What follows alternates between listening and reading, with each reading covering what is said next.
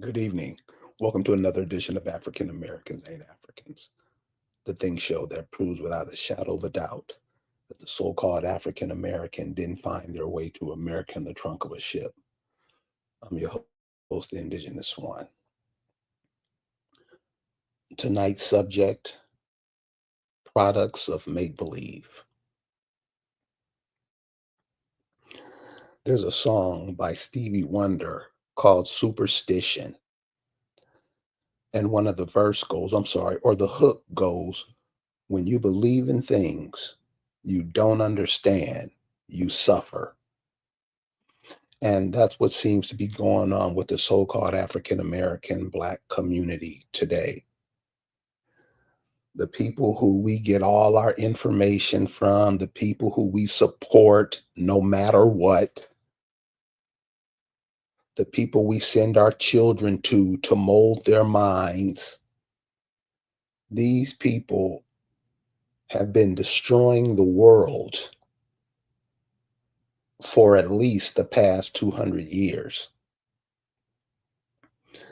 And why you hear the so called African American or Black always complaining about it, we should do this and they did this to us and we need reparations.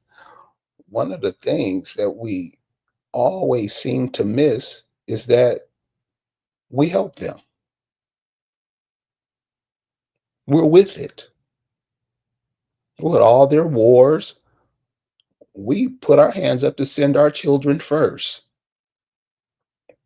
We're going to tell you a little story later today about Vietnam.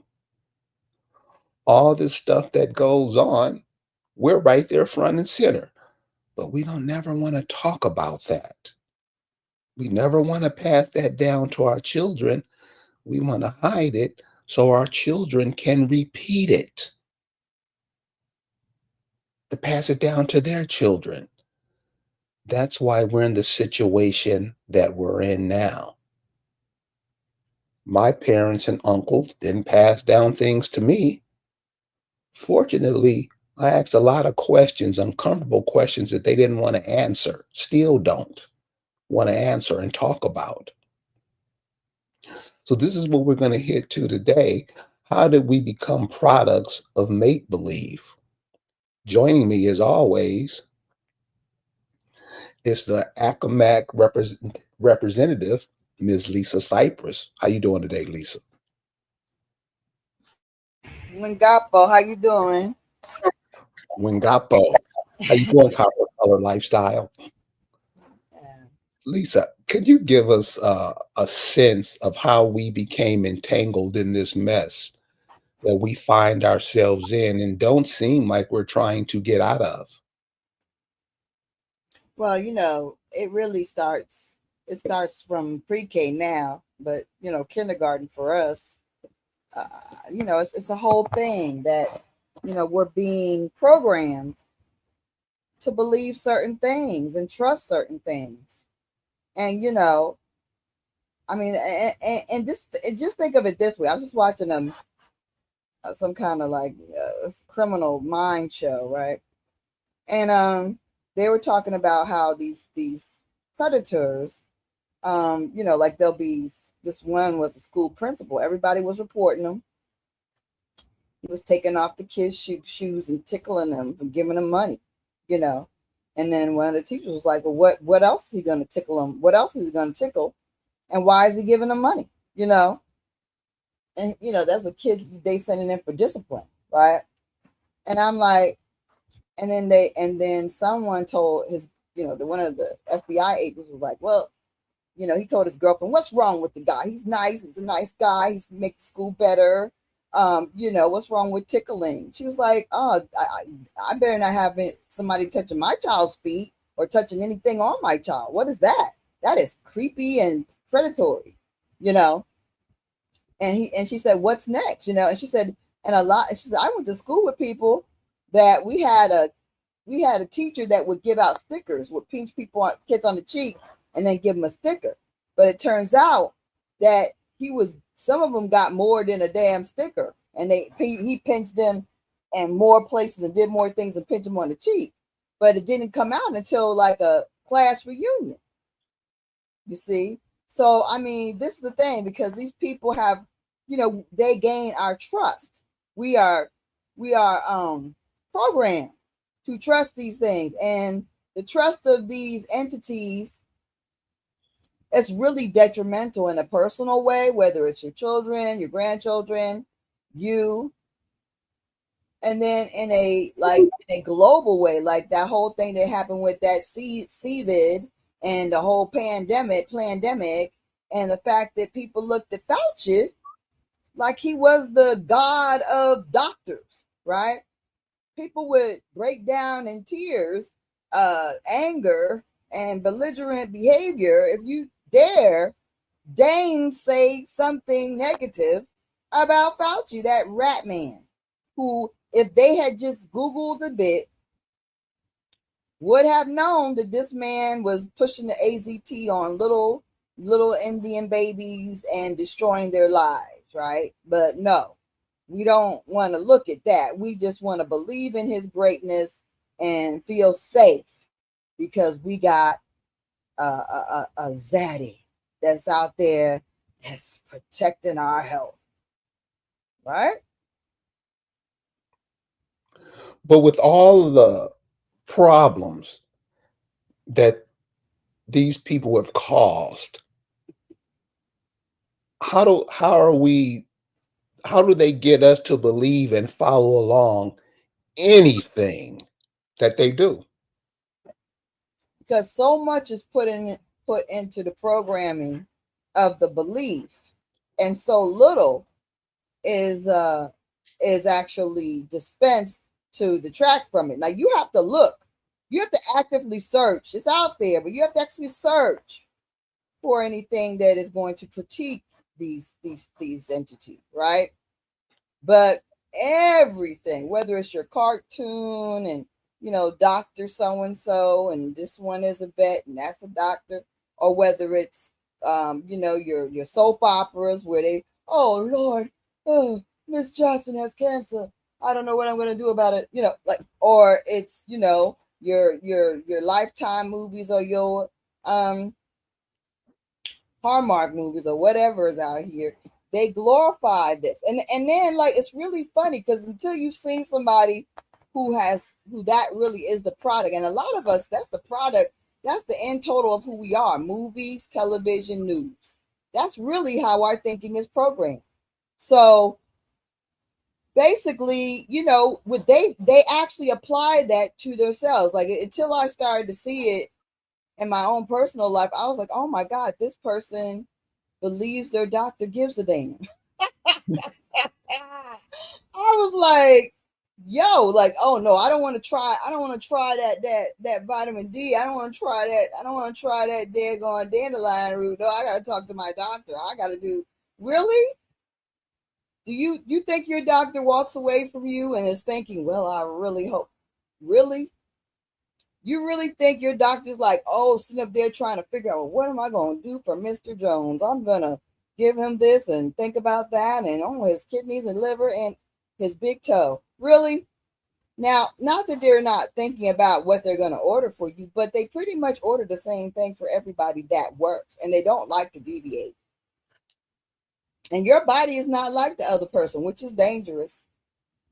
But you think that you've got some kind of super doctors right out here in the world. You don't realize that they are mere mortals and they are out for checks and checks and checks. And they don't think about you after they walk away from you. And even though you're sitting at your house thinking about, well, don't want to change or nothing till the doctor says so. Really? Meanwhile, they're giving you medication that's going to kill your liver, guaranteed, destroy it definitely, and all for the sake of changing some numbers that are just superficial. But you believe them because they're the doctor. But this is the thing that I want to say about the doctors. If the doctors are so trustworthy, why in the hell?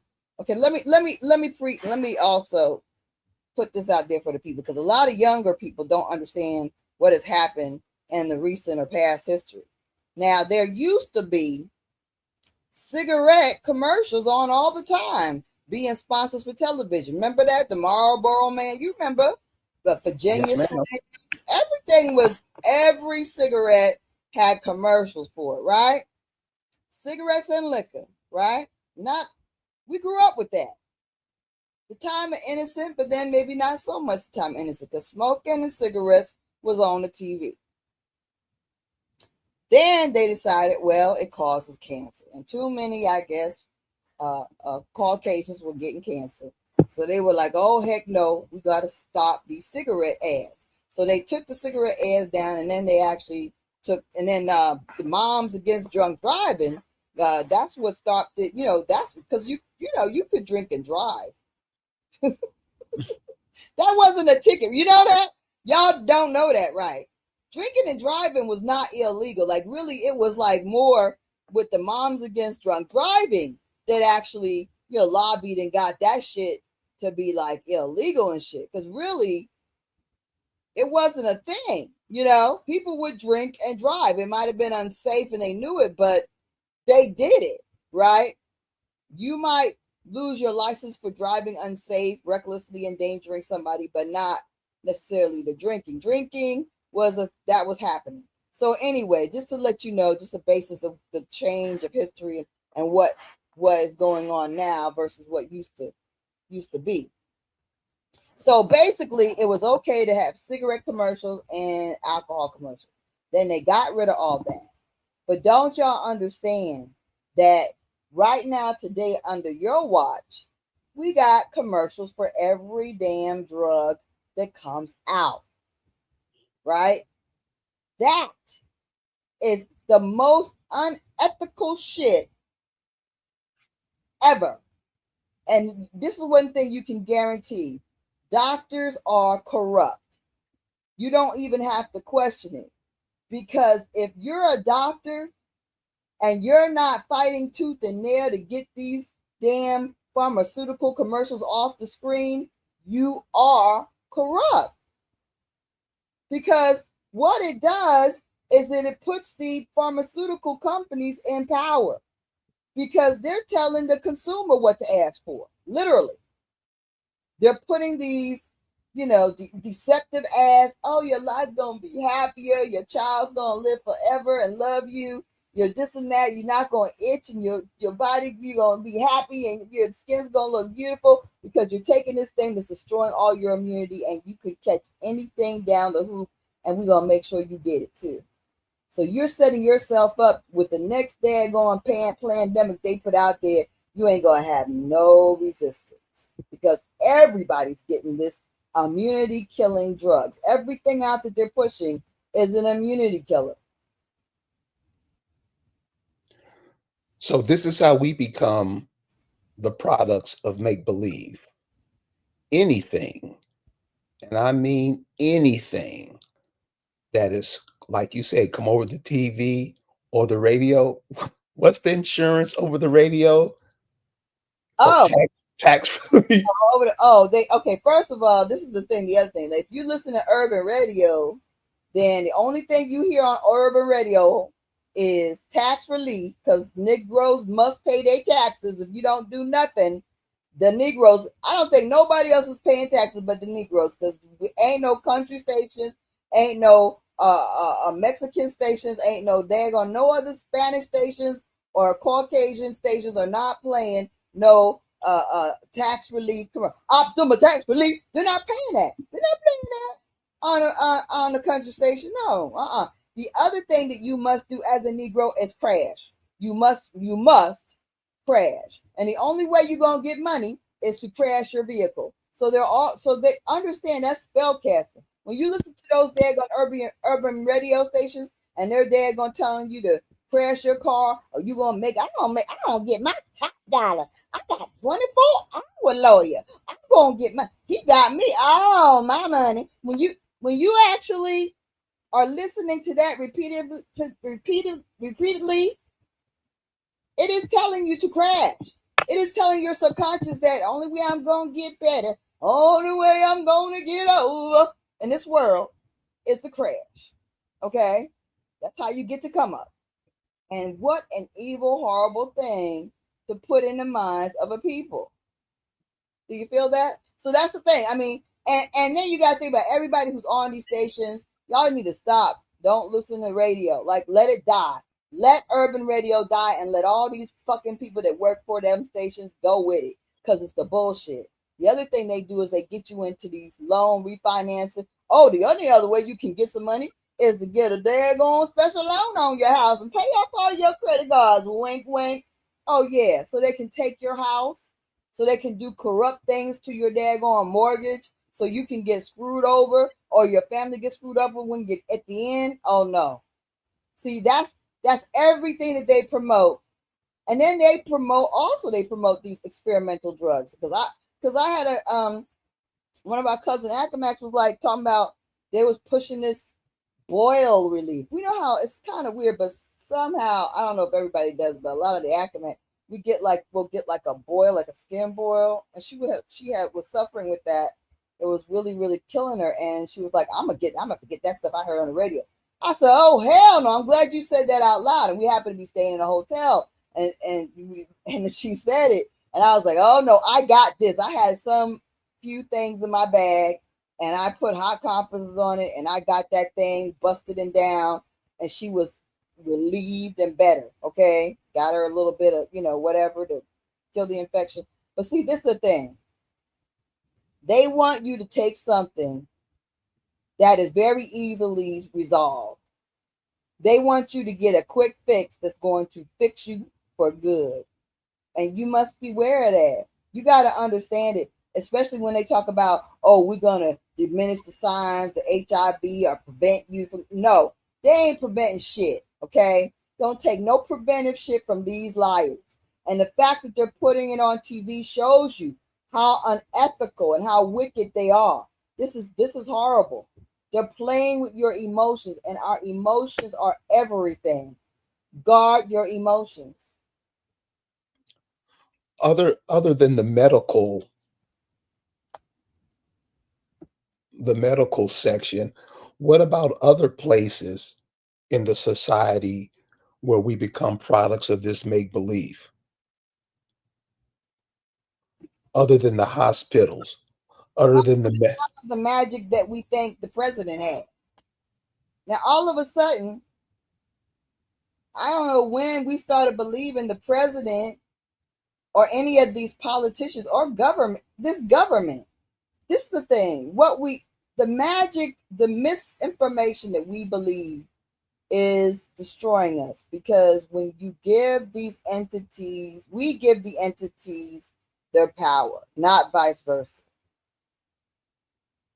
As long as everybody complies and believes, they have their power. Point blank, period. That's why they keep you all submitted and all confused and all scared. Because if you were confident, if you knew what your rights were, if you knew these people don't have any power, then their power would cease to exist. Period. It would cease to exist. We give them the power. And I know it's like you say, oh, yeah, I get it. I know. No, we really literally do. We literally do. But what is it?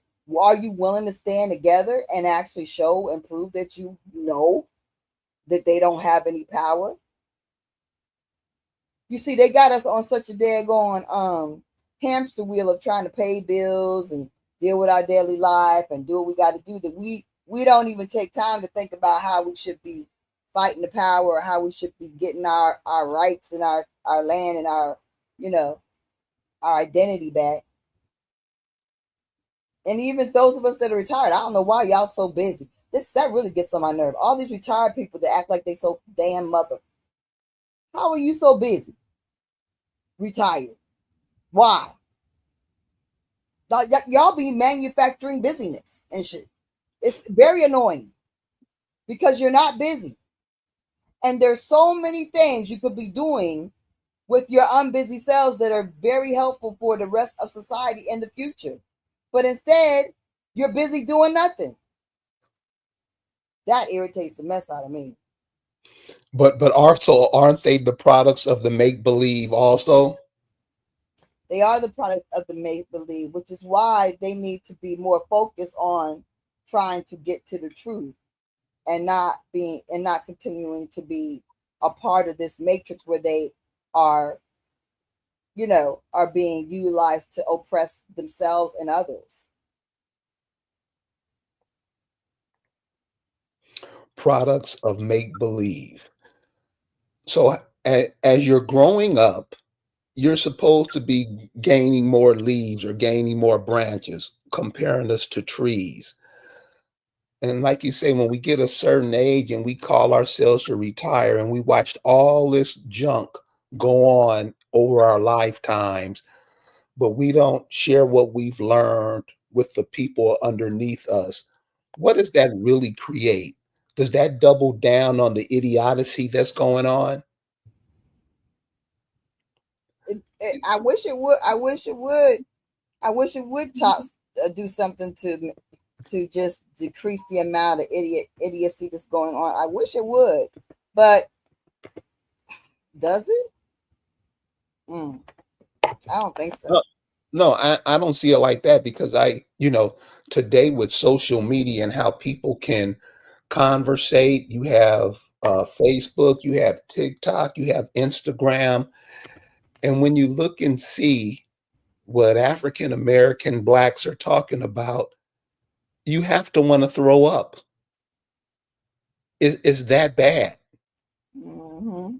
No information is shared, especially so if the children and we talked about this one night and you said something that made a lot of sense that I didn't think about. I mean, it's always at the top of the list, but I Mm, never really thought about it. You know, a lot of these crack children would be 40 years old today.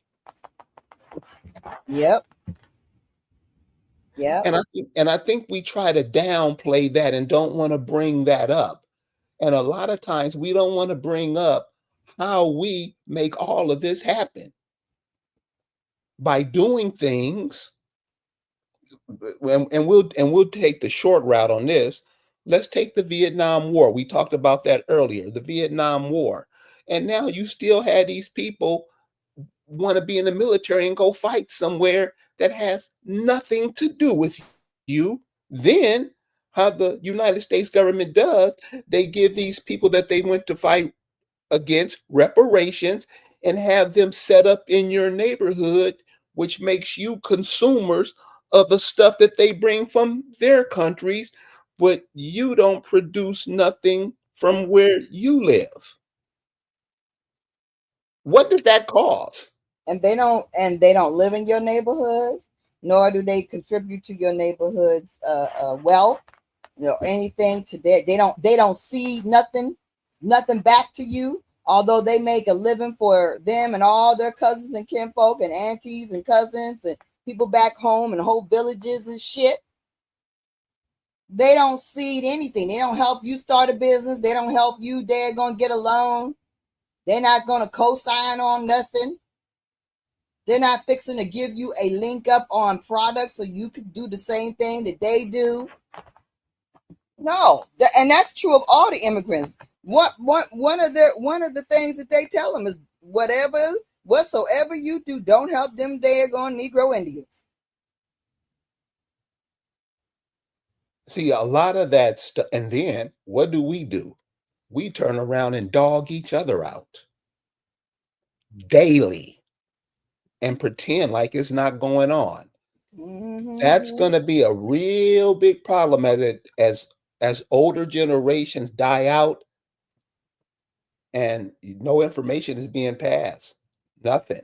You can't go to China and set up nothing. Those Right. people won't support you.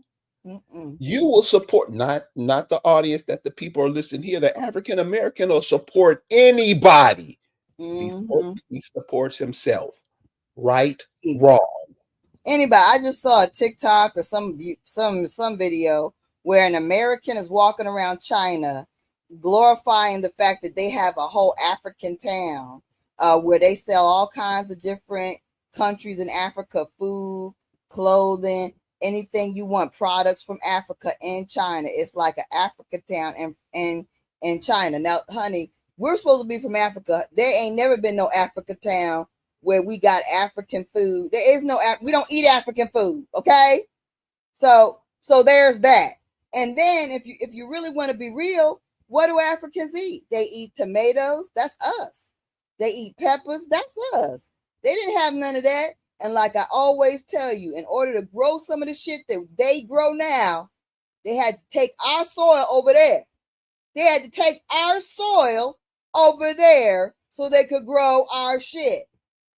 So when you say, "Oh yeah, it's spicy," they didn't cook like that, boo. The world is just learning how to cook. That's why there's so many cooking shows all over the place. The world is just learning how to damn cook. I'm telling you, they didn't know how to cook. This is a new thing. That's why it's such a big phenomenon. That's why they're obsessed with cooking shows. It's new to the world. Now, for us, it's nothing. But for them, it's new. For the rest of the planet, it's new. African food is a new phenomenon. Wasn't nobody, even back in the 70s when, a few niggas was going over there, they weren't coming back saying, damn, the food was great. No, ain't nobody was talking about African food, not ever. Okay? They just learned how to throw peppers and tomatoes in that shit. And they overdo it anyway. So this is we got to understand. We have to understand. We can't keep on just treading water and not knowing, like, what you call it. We can't do it. We can't do it. And they're always attacking us. So, cousin Burton was talking about he was talking about the crack. And let me tell you something. It's still a thing. We still got 50-year-olds coming out of there and going to jail and getting right back on the crack. Okay? It's still a thing, especially in a lot of these little towns. So I'm just saying. And then who's bringing the stuff in? We don't have, as far as I know, we're not cultivating cocaine or what is it, cocoa or whatever. Cocoa, I don't know what. Coca leaves. Whatever. I don't even know where it comes from. But whatever the case, we're not doing that. Okay. And just like the fentanyl and everything else, we're not manufacturing that. Okay. We're not manufacturing any of this crap. But yet it's being pumped into our neighborhoods intentionally. And who's actually making sure it gets there? The criminal authorities, the government officials. And then they turn around and watch you. It's like it's like a horrible mousetrap. They put it out there with the cheese. That's the cheese. You go and eat the cheese. They daggone capture you, and then they lock you in a cell forever. They take money, extract money out of you, every which way they can, and they destroy your family. When are we gonna understand it? It's time for us to raise a nation, and the nation has to be built on a lot of things, but it's very important that we understand the law. And that's the other thing that we're mystified by. We think that these attorneys and lawyers, and they're all good, and they be like researching shit. We watch these shows. I mean, honey, since I've gone through my thing, I've seen family members that really thought, man, the law is, yeah, you gotta, they know, and they're gonna No, these people are lazy. They phoning it in. They escorting people to jail. That's all they doing. They making deals during around the water cooler. They making deals, drinking coffee on about your life, and it's already planned what's gonna happen to you. Okay, and they don't deviate, especially in these small towns. It ain't about letting you get free, and it ain't about the daggone evidence. It's about being able to put you away, and the more intelligent, good people they can put away, the better. Lawrence Burton, you're absolutely right. They do know who we are. Problem is, we don't know. And like I always say, we're arrogant about it. We try to be everything under the sun, stuff that don't even exist. We'll wear that. We're Egyptians. We're Hebrew Israelites. We're Moors. We're Christians. We're Muslims.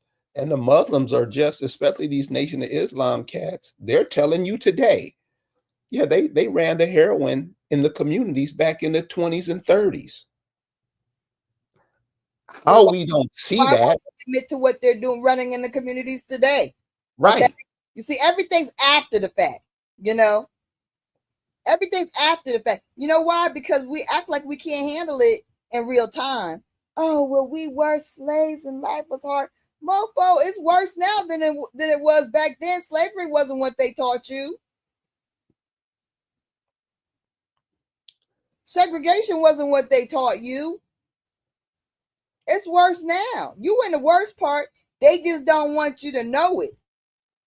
Funny thing is, although they got us in the worst part, they ain't got nobody to take the baton.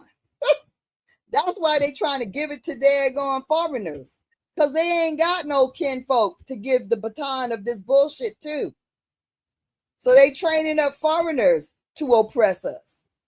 And we're gonna have they butts. We're gonna take them down quick. Okay? These freaking crazy immigrants that they got coming in here now. So they might as well send them packing. Because we ain't gonna have that shit. Enough is enough. But they are plumb out of people to pass the baton to, and the people that they got that's my age and younger that the silent generation passed the baton to are dumb. They are dumb and incompetent. And I know that silent generation was scared to die. They lived a long time. The white tees from the silent generation. They lived a long time because they were scared. They were scared to leave their daggone children and grandchildren with the job that had been passed on to them that they undertook with vigor. And most of the generations after 1920 did. They took on the mantle of keeping the Indian down. That mantle, they took on that job with pride and vigor. They worked hard at it. Now you got the end of the baby boomers. They're not that smart, these whiteys. And they're a bit lazy. They're a bit very sloppy. Right? And they're mad disrespectful. But see, when you're mad disrespectful, then you underestimate people. And that's a fatal flaw. You never underestimate people. That's a flaw. So that end of the baby boomers, of the Europeans, the immigrants, is a very impaired generation. And they don't have the same tenacity as their predecessors. So it's all ending. All of that's ending. But even though it's all ending, if the American Negro is not ready to come out of the spell of the make-believe, what then? Now, I'm not saying that we all are in it, because it seems like a lot of young people are actually waking up to, yeah, we're indie and all this. But then, like you said, Carrie, they're falling for other stuff. They're still falling for the division of, I'm a Hebrew Israelite, I'm this, I'm a Moor, they're still falling for other make-believe stuff. Even fictitious Indian societies. A fictitious Indian society cannot enact power. It cannot really gain anything for your future generations. You can't pass it on because they're not real. And it's not part of your bloodline. You got to be with your bloodline people in order to actually have the power of your bloodline people. You feel me? I feel you. And one of the things that I'm noticing is we won't even go back and trace our bloodlines. And when we do trace them, it gets crazy.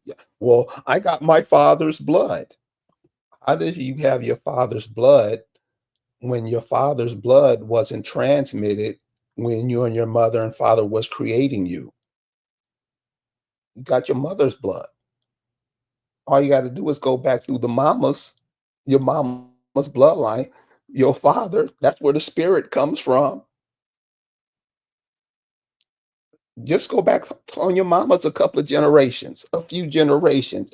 It's right there. We will forego that and pick up some biblical story that makes no sense at all and say that's where we're from. That's how they know they got us. Anything they we don't even think about it. Whatever they say, we with it. No matter how much sense it don't make, we're with it. Like you said, you go through all these biblical characters. You read the first page of the Bible, it tells you two men make a woman. We don't see that. I mean, I know people who died in their 90s went with that. This today still don't teach the children nothing. Like Lisa was saying earlier, I'm retired. All this work needs to be done. You retired? You still breathing, going on cruises, hand boning, all this stuff that makes no sense. And you're gonna leave the world to your children the way it was left to you, making no betterments, making it better for nobody, and arrogant about it. It's worse than it was left to you. It's worse. It's worse because you know why? Because when they were children and their experience in the world was there was abundance of work. A person could graduate from high school, get a job in a factory because we made things in the United States, and retire. Get a house, go on vacations, get nice cars. You didn't have to go to college. You made these products right in your neighborhoods. You brought the extras home.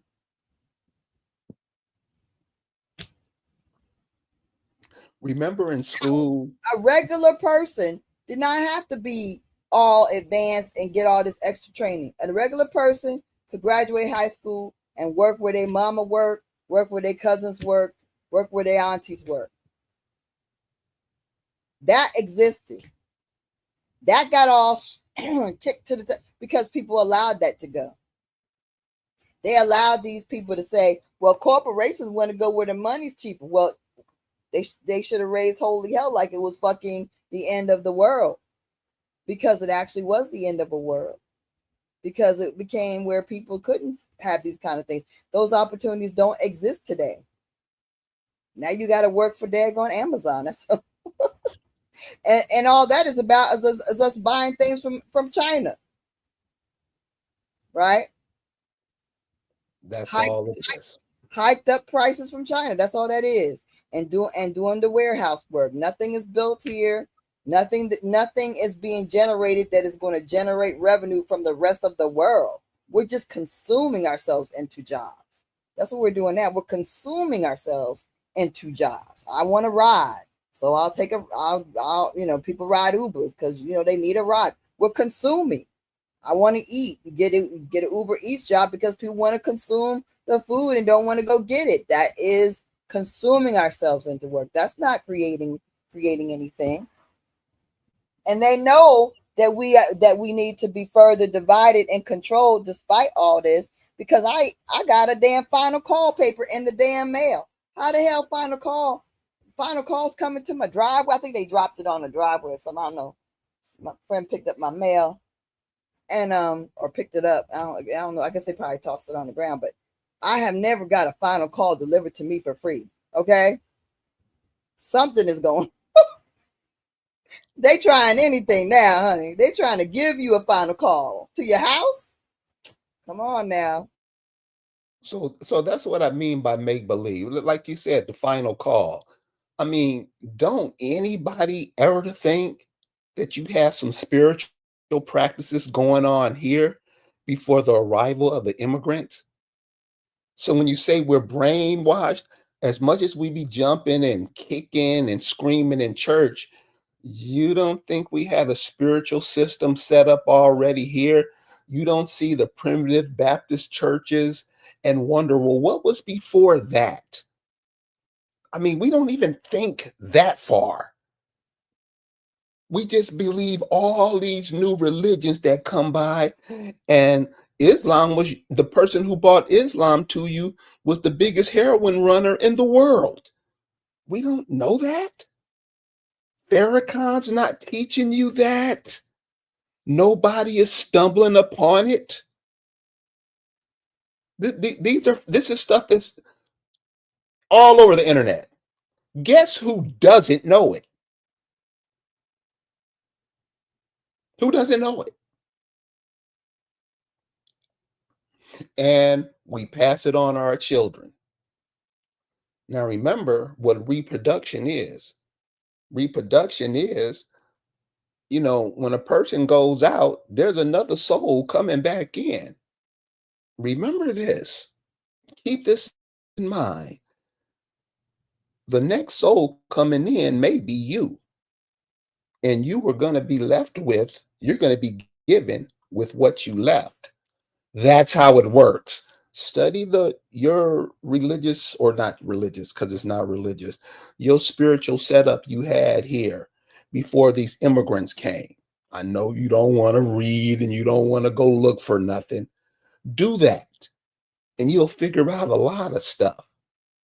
Anybody can come over here and teach you what their people back at home taught them.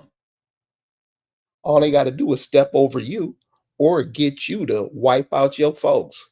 Because that's what you've been doing, what, since the American Revolution, killing each other out? Haven't you? Nobody wants to talk about it. And if you don't teach these children who they are, where they come from, you'll end up right back in the same position you left.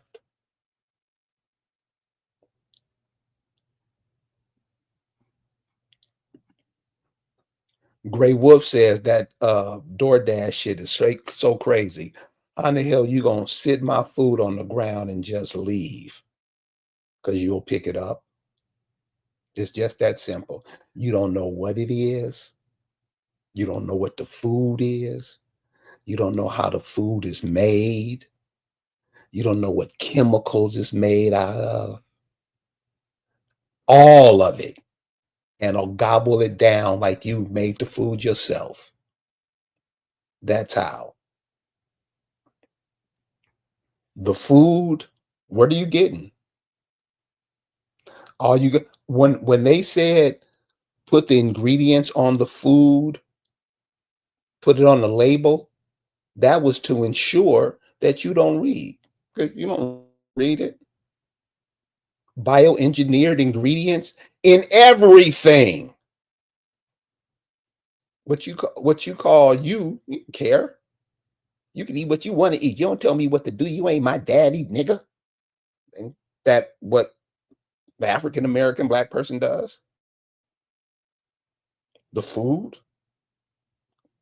Remember when you were a kid, or when I was a kid, you can just walk up and down the street and it was berries, pears, avocados. We would use them to throw at each other because we didn't know. All the food that just grew naturally, now you got to pay $2 for an avocado. If you paying $2 for an avocado now, what your grandchildren gonna be paying for it? Because the majority of people who call themselves African American or black, they're not teaching their children anything. Don't care. Get a bigger TV. I guess what in 2025, what's going to be the big thing? An 80-inch TV in the house? So you can be programmed more? 80-inch? What kind of food is going to be made? You see, they're advertising children as adults now. Children. 2, 3-year-old children have beards now. What's to come later? What's going to be up next? Is what they're doing over in the Middle East? Aren't the Middle East getting their things together? What's taking us so long? Many of us, if they said destroy the black community in the United States, many of us will join in, won't we? Your men and women are at each other's throats. How do you expect to have children in the future if the males and females can't get along? Explain that. I mean, hate each other. It's embarrassing to hear men talk about their mamas and daughters like that. Why do they do that? Oh, you can't be some women don't know how to submit. Sir, you do what another man tells you to do. Who submits to that? We don't want to talk about that. Another man tells you to pay taxes to his corporation that wasn't even here when your granddaddy was here. And you know what you do? You do it.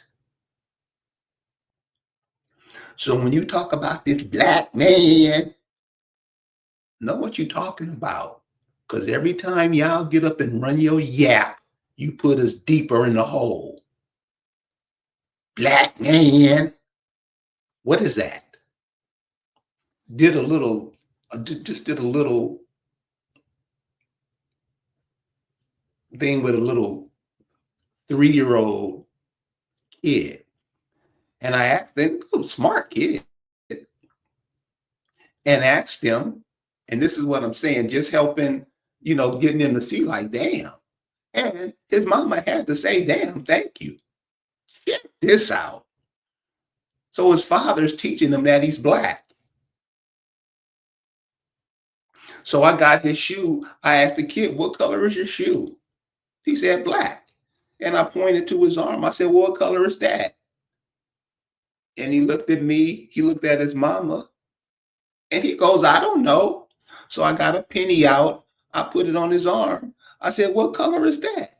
He said, that's brown. I said, but you said black. And he's looking confused. The shoe was black, right? What color is your arm? He's like, brown. Now he got it. Now he got it. It's just that simple. We don't get that. It's just that simple. We'll be 60 years old calling ourselves black. And all you're doing when you're calling yourselves black, all that is akin to is putting eye black on your eyes to block out the light. Isn't that what it's doing? These are simple concepts we don't even grasp. We don't care. You don't tell me what to do. You ain't my daddy. And this is what we teach our children. But then you want somebody to respect you. Explain. Explain. We have the link. If anybody want to come in, make a comment and explain, what we're saying is false or untrue or whatever, please come in, hang with us. We like to hear your ideas because we know most people's voices are not heard. We know we don't listen to everybody's voices. We don't even want to hear our own voice. But we'll listen to Diddy. We'll call him Jesus. We'll listen to all this crap and give all this crap to our children. But our thoughts, what we feel, what we see, we keep our mouths shut. Pass it to our children so they can pass it to their children. And if you look at it, that's what happened to you. Life isn't that long. 100 years is no time. We won't even look back at 75 years to look at our grandmothers and grandfathers and make the connections. We refuse to do that. And that's how we become products of this make believe. Nothing makes sense. There should be no illnesses on this planet now. With all the research and all this stuff that they've been so called doing over the years, there should be no sickness. People dropping like flies. Right? Right? Nobody questions nothing. You have over 2 million laws on the books. For real? You don't know how to make this world a better place. You still dropping bombs on children. And many people still voting for them. You're embarrassing. This is how you get down, and will send your children right into hell's fire because somebody else told you to. This is the African American and Black person. Listen, it's for the whole world.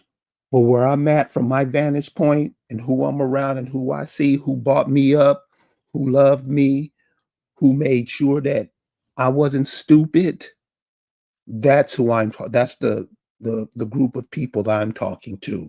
Because I know the African American, what you just talking about us? It's everybody. Yeah, it is everybody. But see, nobody else cares about you. Nobody else will tell you the truth about anything.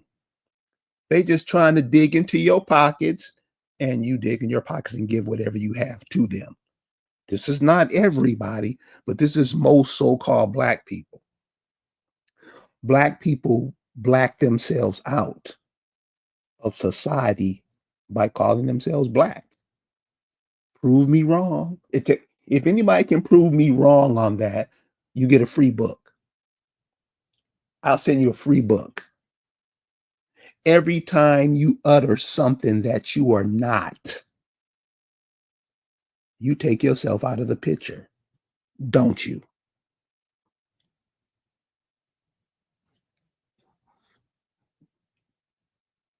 Lisa, what you got?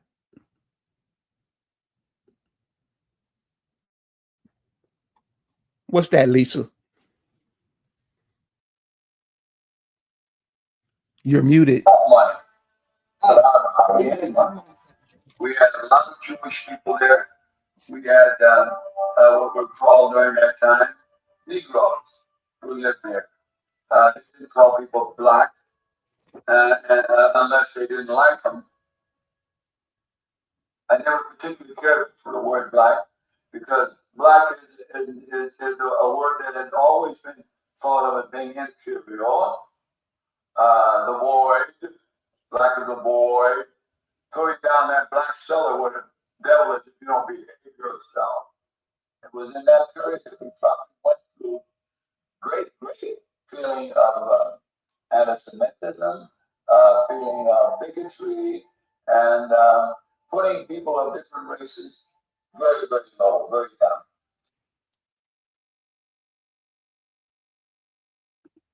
so let me see. Let me kind of replay it real quick. I'll introduce it.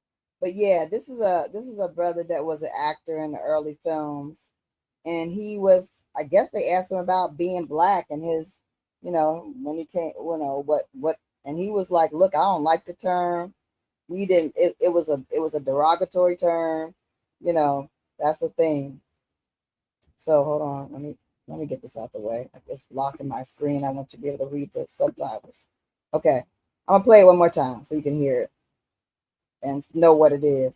But he's basically talking about, see, because a lot of people contextually don't understand that being called Black was a derogatory thing. It just changed after the 70s. It just changed that all the Black exploitation movie was to get us to embrace Blackness.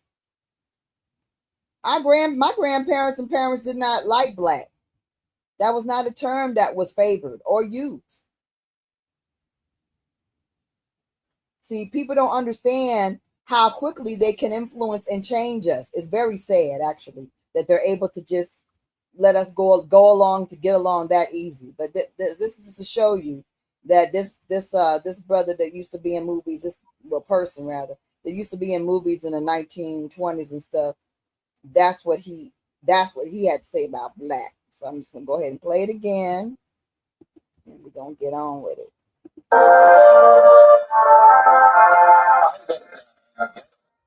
During the Depression, we had many races living all over the world without money, without hardly any money. We had a lot of Jewish people here. We had what we called during that time Negroes who lived there.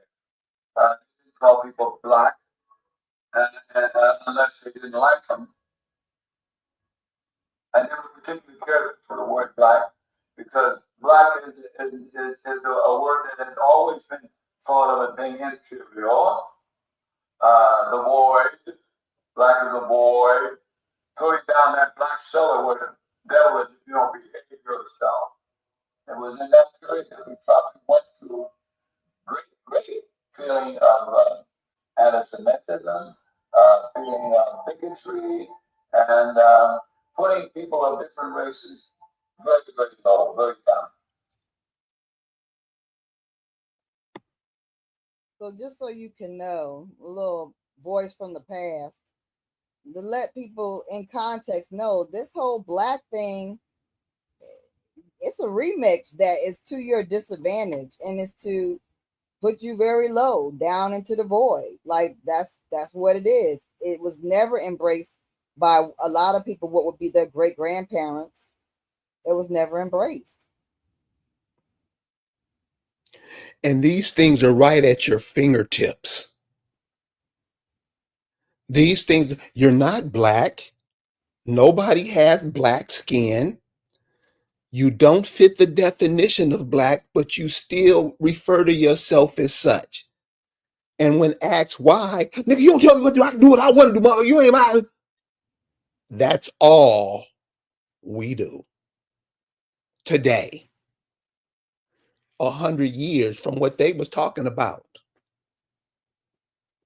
So you see why it's important to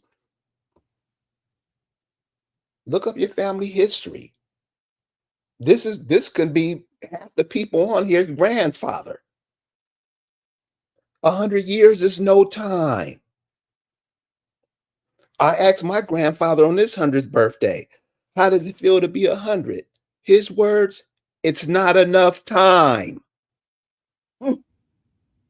It's no time. We think because we hear somebody say something and we repeat it, it becomes real. It don't.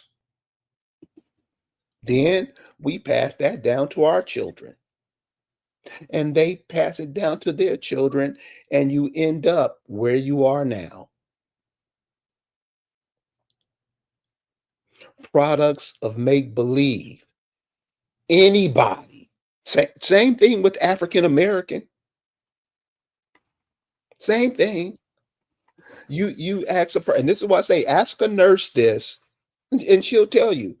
Explain how people coming 5,000 miles across the Atlantic, pissing and shitting on each other, coming across the Atlantic, explain how they get to America and jump off to be slaves. Explain that. And they won't explain. They'll just have that dumb look on their face like, oops. This is why you got to think. This is why you got to teach your children to think. And the majority, I'm not saying all because some people are, they like, damn, that don't make no sense. The sisters over here don't look like African women. The sisters over here don't look like the women from China. The sisters over here don't look like the women from Australia. Guess who don't believe that? We do. These people come over here and learn to speak more like your mama.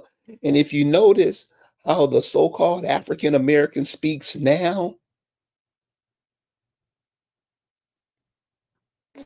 phasing you out. You're being phased out. The fuck? You know that ignorant sound and talk how we speak. These people are sounding more like your mamas and daddies than you are. You're being phased out. You're not having children like you used to. Remember the 13, 14, 15 kids? And people were having those children because they needed to work the land. They took you from the land, put you in yards, put you in apartments to phase you out. I don't see that. You don't see anything. Send you off to wars to wipe thousands of you out. You don't see it. Bring you into the LGBT community. And one thing about the LGBT community is they don't have children. Phasing you out. And then you just get up and run your mouth talking about nothing. That's the African American black. It's like the guy said what the definition of black was. Throw you down in that black cellar with the devil. It's one thing for other people to call you that. But when you refer to yourself as that, you're speeding up the process and doing their job for them.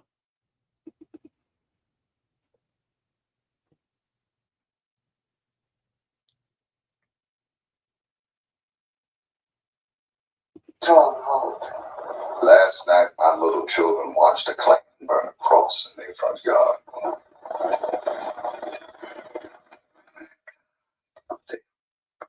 That's right. You know anything about it, Mr. Ray? Why would I know anything about it? I think you wanted it done. Me? What the hell are you talking about? I got nothing to do with the Klan. It's fine. I shouldn't take time to stop.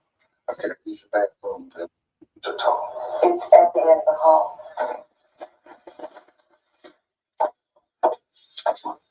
Lucy, get off coming in here like that. I don't want you in the bathroom.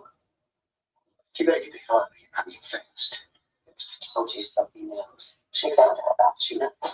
Then you must have told her. I didn't have to tell her. She's not stupid, right?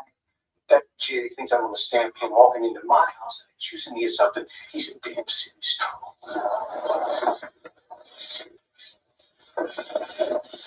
I guess my face looked kind of peculiar standing out one of these, don't it? Take it off and get out of my house. I see your wife and your baby girl got one too. Get out. Nearly 30 years ago, I messed up my daddy's face so bad. He almost lost the sight of one of his eyes. Up till the day he died, his face looked so awful, little children run from him. Oh, I missed him up real bad. You got a nice face. And I got a real nasty tooth. With one finger on you did.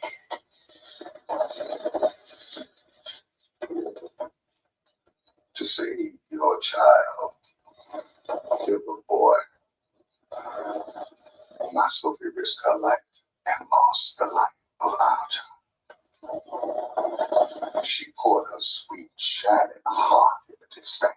Last night, this family broke her heart in two. I'm sorry, Paul. Don't you apologize to him. But no apology is mine. Oh, that didn't have a thing to do with that. You should have been out there. Can't you ever stop lying? I can't stand this. I can't stand these lies. I can't stand living like this. Why don't you just get out of here? You upset my wife.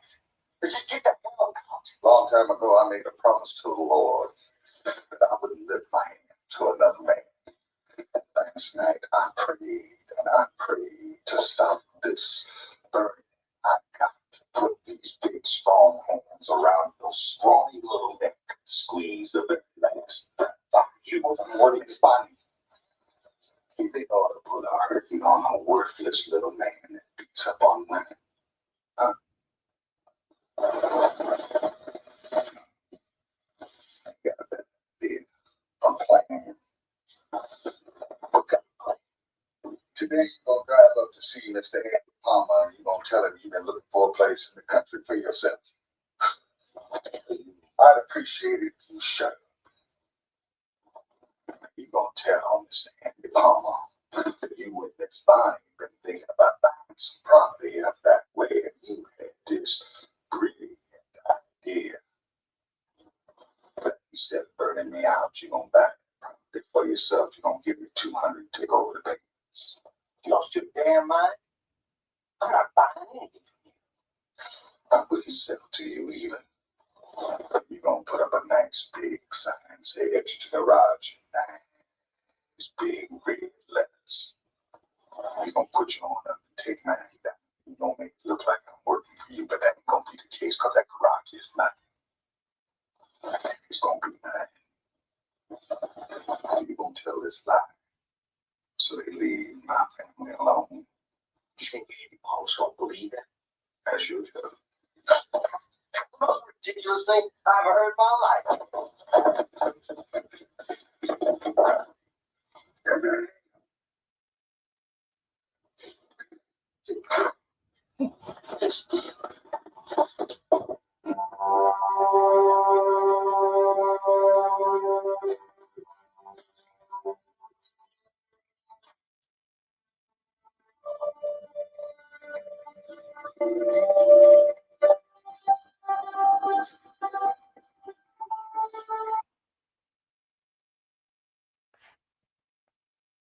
What was that? What was that? What was the name of that? You know what? I don't know the name of it. I'm sad to tell y'all. I have to look it up. I have to figure it out. I'm an actress, I guess, but because I did it so long ago and I didn't write down a name. But anyway, so he used the Klan against itself, right? But see, the Klan is in robes. They still in robes. They just on the bench. They just judges, lawyers, district attorney, court clerks, real estate moguls. They're alive and well. Tax people, right? We got to understand what we're actually dealing with, what we're actually combating, what we're actually living with. These people are not trying to help. These people are the same people that this motherfucker was in this movie. Trying to burn you out, but he's trying to burn you out in a different way, a smarter way, a more effective way. We got to reverse that on them. Let them know they don't have any power over us and use their power against them. That's the name of the game. But you can only play the game if you're willing to do the work and be in the game. And you can only play the game if you're actually in it. And you're not like disappearing into the myth and the fantasy and the make-believe of thinking everything's all right. And it was bad back in slavery times and back in daggone segregation times. But we okay now. No, we're not okay. And it's very important that you understand how un-okay we are. It is not better now. And that only is because we don't really communicate the truth. We rely on somebody else telling us the truth, holding up Martin Luther King and all these people as if all our family was out there marching. That's not true. It ain't a true thing. It's an exaggeration. It is propaganda that's propped up for us to make something that was a footnote be a major marker of our lives. So pony locks. So wasn't this a trip? So I'm glad you brought that up. So you said James Brown was giving concerts and singing that "Say It Loud, I'm Black and I'm Proud." Right. So when I ask people, well, he went over to Africa saying "Sing It Loud, I'm Black and I'm Proud" with a perm in his head. I didn't get that. You just hating. You're black and you're proud with a perm in your head. That's how they get us. With all these entertainers and sports people, they're on their side. And there's more than enough evidence to show you that you keep forgetting it and loving the people who doom you makes you product of the make believe. These people who gets paid all this money, you really think they're here to help you? The ones that aren't in there long. They get rid of them.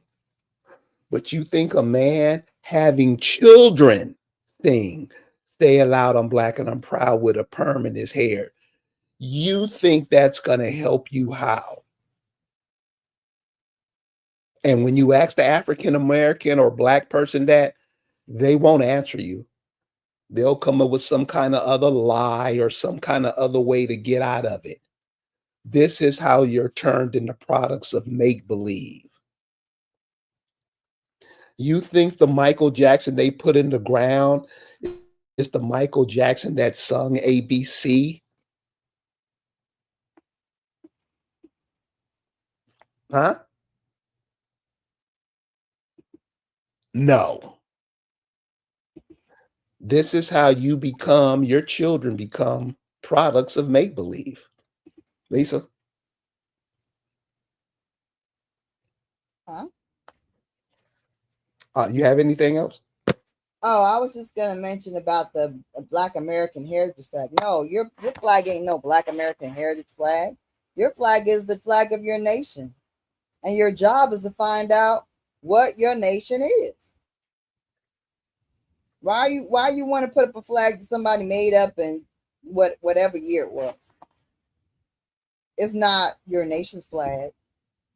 That's not real. There's no such thing as a Black American heritage flag, and there's no what are you? Is it American? No, it's not American Indian flag. That's not what it is.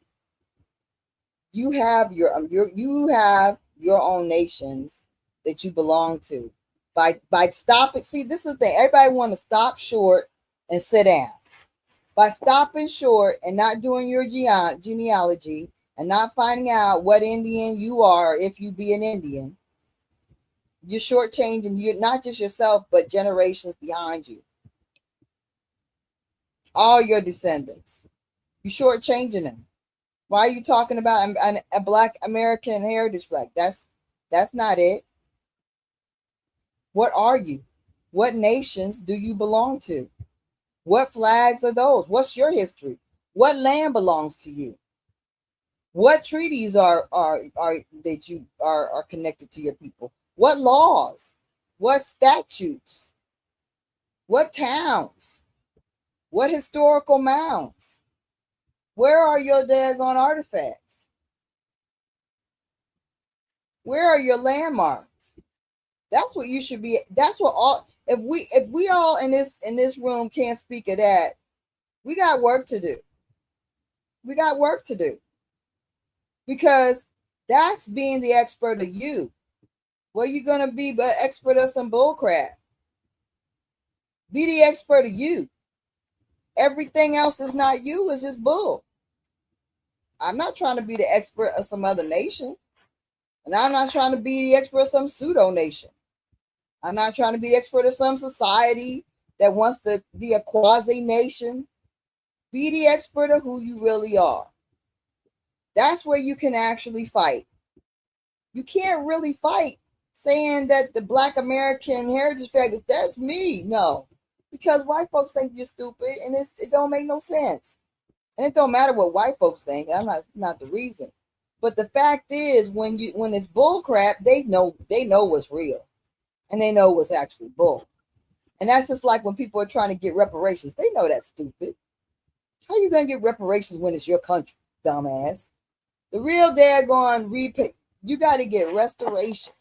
And the only thing you need repatriated is your artifacts and your land. Give me back what you stole.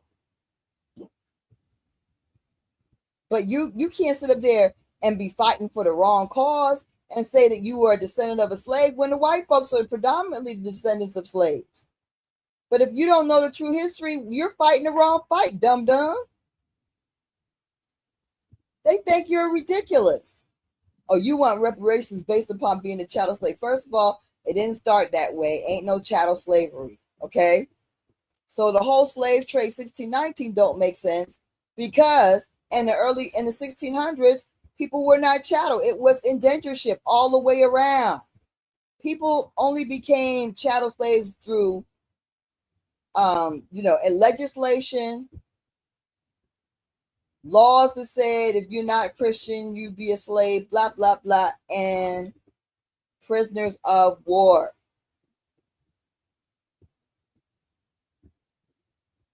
They had to make slave codes to make slaves. If we were all chattel that was brought from Africa, they wouldn't need legislation. We would just be what they brought us as: pets, servants, slaves, commodities. They would never have to write a slave code because they do what they want with us. They brought us here. Slave codes were to legislate the Indians into being slaves. And didn't they have laws for the people here already? You think these people bought laws and courts with them coming out of the jails of Europe? We have records going back into the 1620s of us being in court. You think they was doing that? They were starving. We were having an Anglo-Powhatan wars in the early 1600s. They couldn't even feed themselves. They was eating corpses. You think they were in the courthouse? You think patents come from Europe? They ain't got no patents in Europe. This was how high level we were. We developed the land patents. We had the advanced court system where anybody could come in there and represent themselves. They changed that and then kept it a little bit of it in pro se. But that's not a European thing. They didn't devise that. And in fact, you look at this early books that will tell you they found our laws to be agreeable, our government to be agreeable. Our government was better than their government. Well, they didn't have governments. They had what? Kingdoms? They had monarchies. Monarchies. Mm-hmm. And see, that stuff, we don't even get that. We skip over that, knowing that's how it was. And we use all these words and terms to just confuse us. Blackfoot? Who was Blackfoot? What is that?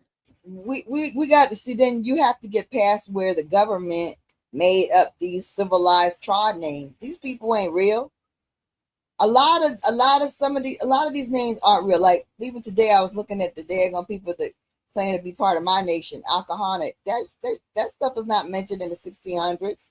That's something that's a remix that white people made up to try to divide us off and colonize us. Okay, that Cherokee is a colonizer name.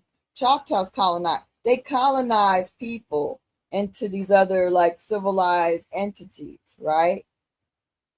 But you got to also understand this, that your nations are in like the towns, the counties, the 4 or 5 counties, the 4 or 5 towns, the half estates of where your actual family resided.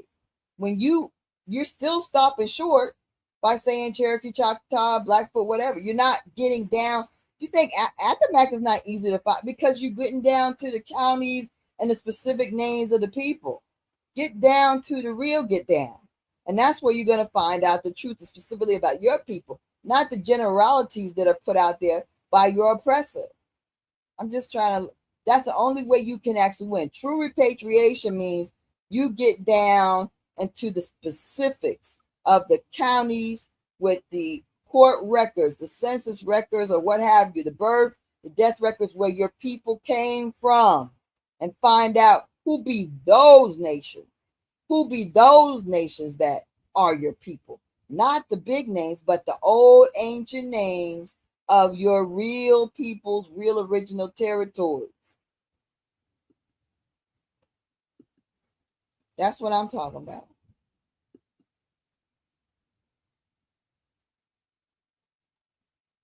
Letahatchee is not something you just automatically know. Letahatchee, what is it, Catawba? What are the name of the rivers? What are the name of the like she said? What are the name of the mountains? Negro Head Mountain. What are or all, we don't look at those things. Whatever name is thrown out there, we jump on it. Blackfoot, really?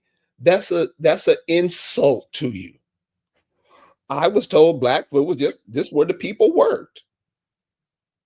And it made not only their feet, their legs, their whole body black. If they worked in the coal mines or whatever, they can come up with anything because the black man, African American's not coming up with nothing.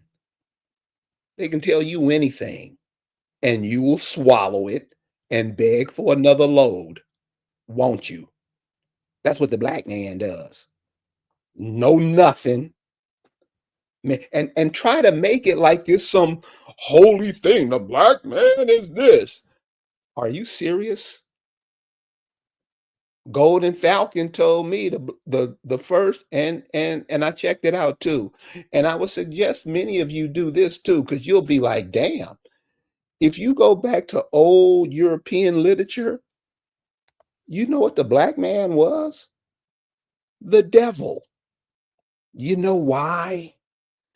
And you can't forget this. And all you have to do is look at a map. Europe and Africa is joined at the hip. You can walk into Africa from Europe. Walk. Don't you think they have a relationship with them more so than you? Because we don't know this stuff. We act like that's not true. You got to look. You can look at a map right now. Because I know most don't believe it.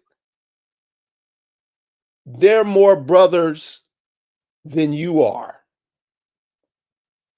And since anybody can tell you anything, it don't even have to make no sense. Because that's why we're in the position that we're in now. They can tell you that a man walk on water. You will kick your children out of the house if they don't believe it. If your children realize that the Christianity stuff is bullshit, you will kick them out of the house, won't you? Ain't that what you do? I can 1,000 of people to tell you that. And then, oh, why they do this to us? Well, you was doing it to each other.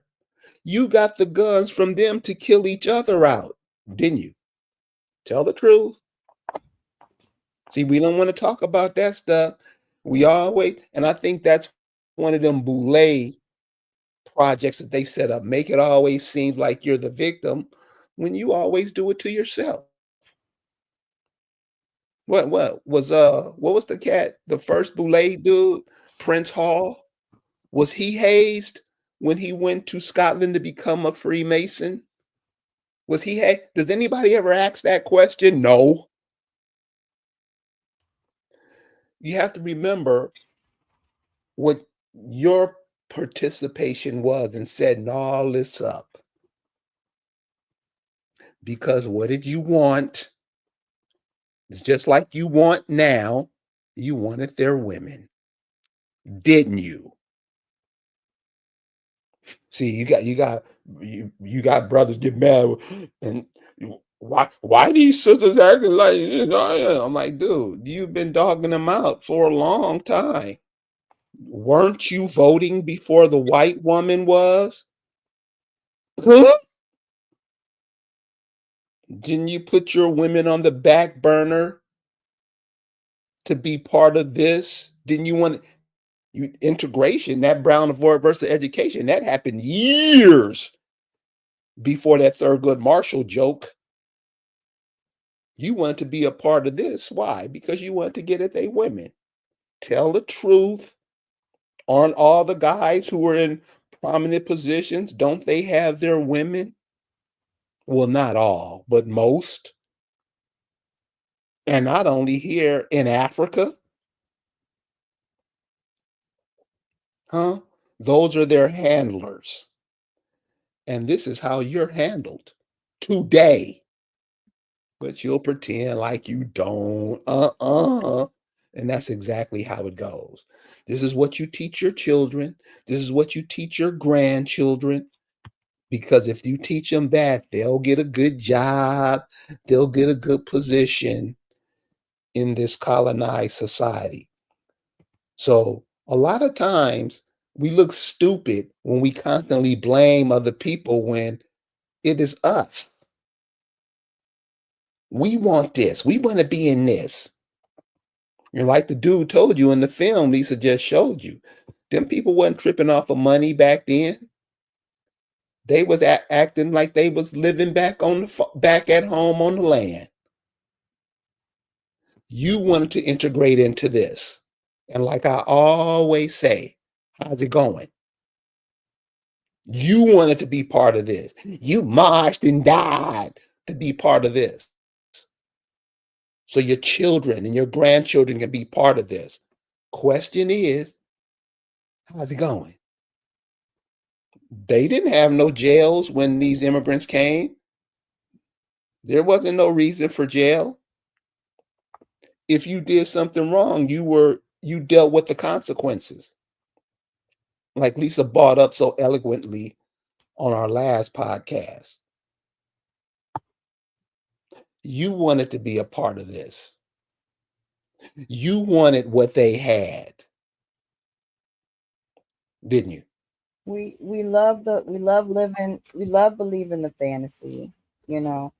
And a lot of us have people in our families that want to believe and like to live in this make believe, and you can't wake them up.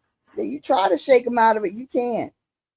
You know, I was telling Carrie about my brother, as he was born in 1948. He was in the Vietnam War as a young man. I was going to find his picture, but must not be. I'm supposed to be sharing it, but in his military uniform. But for some reason, I guess he don't want me sharing it. My mama don't want me sharing it. Somebody don't want me sharing it. But anyway, I was a little girl when he went, and when he came out of it, he was pretty messed up, man. He was pretty messed up. Because if you had any kind of issue, you came out of there way worse. And if you didn't have any issue, you came out with an issue. And I remember him, drinking and drugging and struggling, and my dad not at all compassionate because he thought, I was in World War II. What kind of weak shit is this? That's what my dad's attitude was. And but my brother would always say, even to the very last, that he volunteered to go in and he'd do it again because he's been around different places in the world, and there's nothing like America. America's a beautiful place and blah blah blah. Like United States, I would say. I wouldn't say America. United States. So and he did that. He said that, and it should not have surprised me. And as a matter of fact, I had to force him to go let me put his information in the VA, so that God forsake God, God, because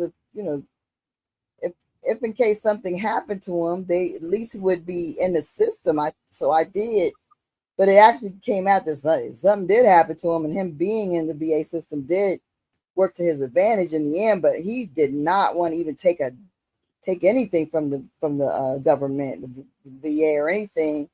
Like he would always say, I did it, I do it again, Oh, and then once they started giving him what his rightful due, and give him his benefits and stuff, boy, he loved the VA.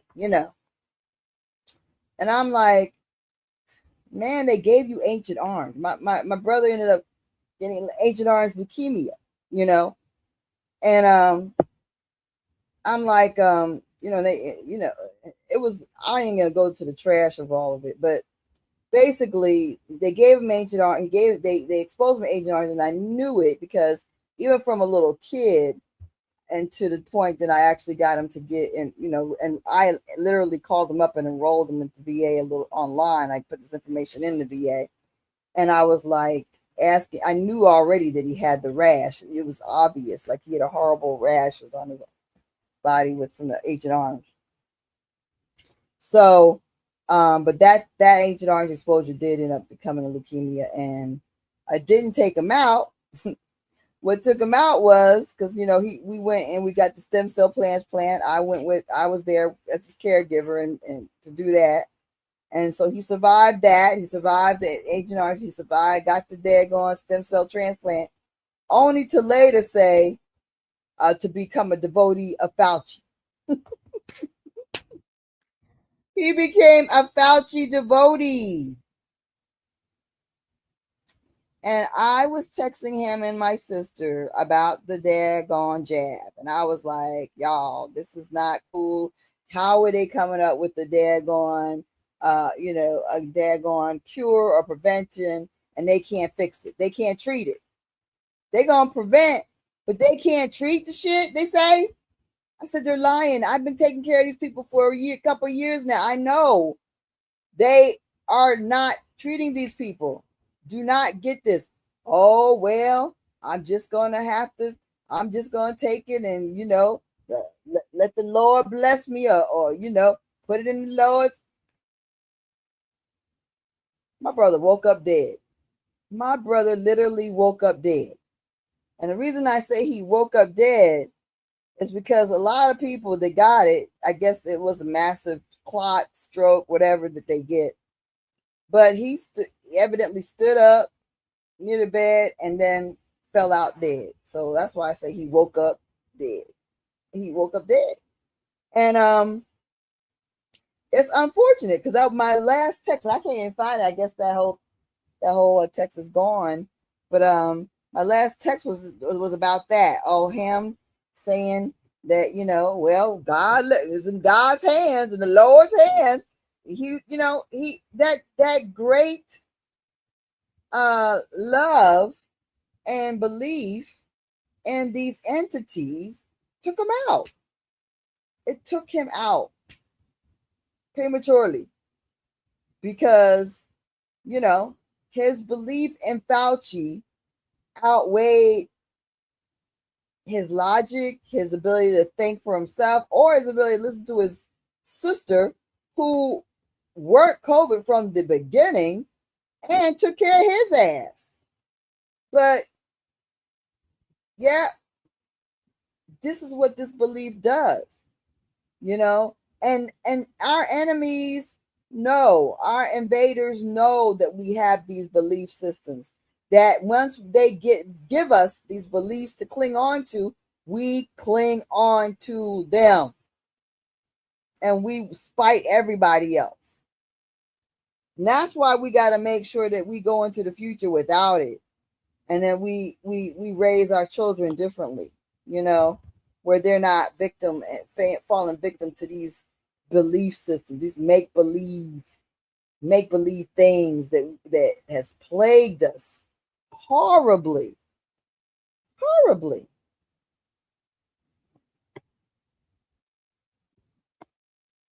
Products of make believe. All I have to say is don't pass that down to your children and grandchildren because you see what it's doing for us today.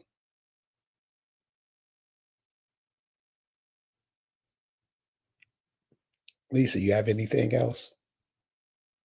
I want to thank everybody today. I want to, ask everybody to make sure you hit the like button, share it as all around, like, share, and subscribe.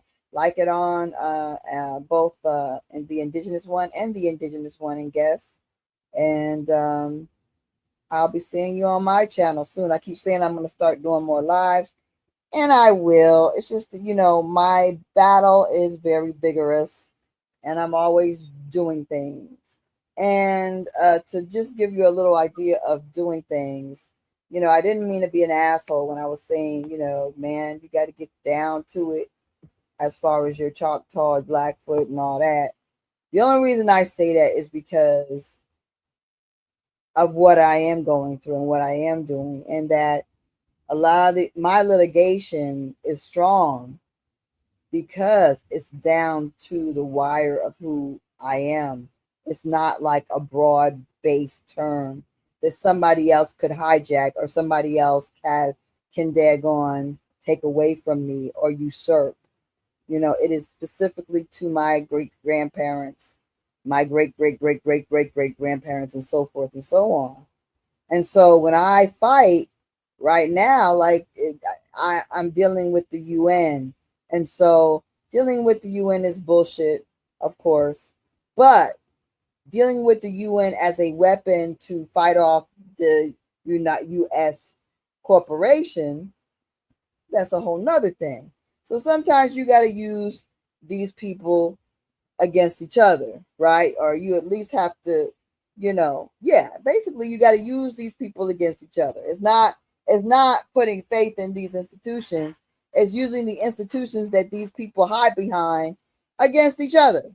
But doing so as your authentic identity and your full nation carries great weight.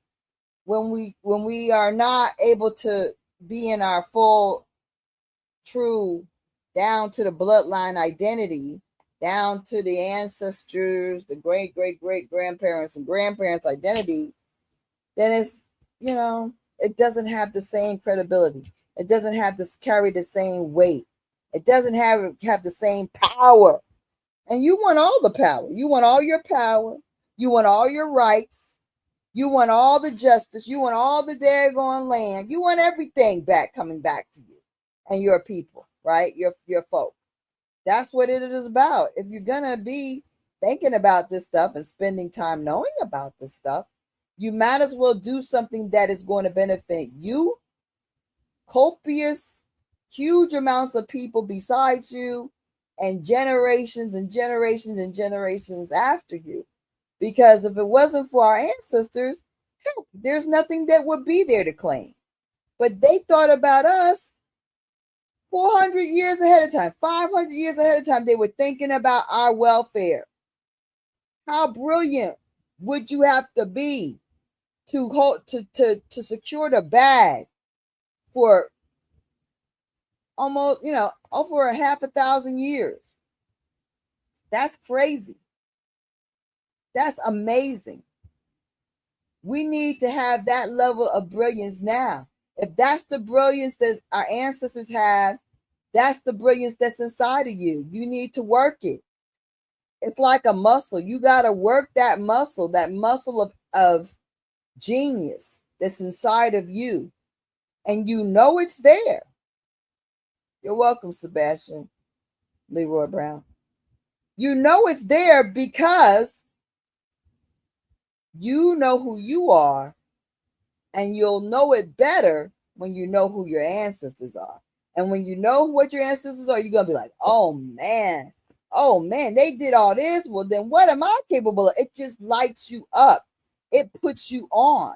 It sets you on a pedestal. It puts you up on high. And then if you think and then you're like, oh yeah, I got this, whatever.